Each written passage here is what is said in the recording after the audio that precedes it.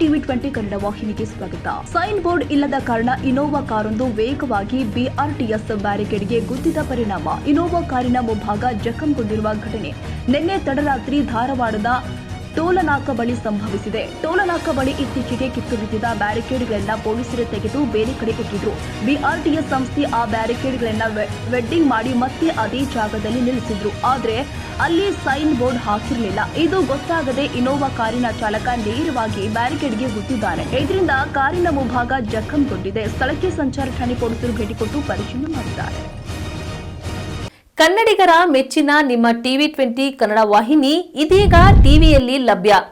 ಕರ್ನಾಟಕ ಮತ್ತು ದೇಶ ವಿದೇಶದ 360 ಡಿಗ್ರಿ ಸುದ್ದಿ ವಿವರವನ್ನ ಪಡೆಯುವುದಕ್ಕೆ ಟಿವಿ 20 ವಾಹಿನಿಯನ್ನು ಲೈಕ್ ಮಾಡಿ, ವಿಡಿಯೋಗಳನ್ನು ಶೇರ್ ಮಾಡಿ, ಕಮೆಂಟ್ ಮಾಡಿ, ಸಬ್ಸ್ಕ್ರೈಬ್ ಮಾಡಿ.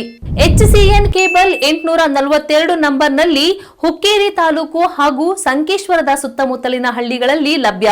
PCN ಕೇಬಲ್ 129 ನಂಬರ್ನಲ್ಲಿ ಹಾರುಗೆರೆ ಸುತ್ತಮುತ್ತಲಿನ ಹಳ್ಳಿಗಳಲ್ಲಿ ಲಭ್ಯ. ರಾಯಬಾಗ್ ಡಿಜಿಟಲ್ ಚಾನೆಲ್ ಕೇಬಲ್ 80ನೇ ನಂಬರ್ನಲ್ಲಿ ರಾಯಬಾಗ ತಾಲೂಕಿನ ಸುತ್ತಮುತ್ತಲಿನ ಹಳ್ಳಿಗಳಲ್ಲಿ ಲಭ್ಯ. UDCN ಕೇಬಲ್ ನೆಟ್ವರ್ಕ್ ಉಗಾರ ಸುತ್ತಮುತ್ತಲಿನ ಹಳ್ಳಿಗಳಲ್ಲಿ ನಿಮ್ಮ ಟಿವಿ 20 ಕನ್ನಡ ವಾಹಿನಿಯೂ ಲಭ್ಯ.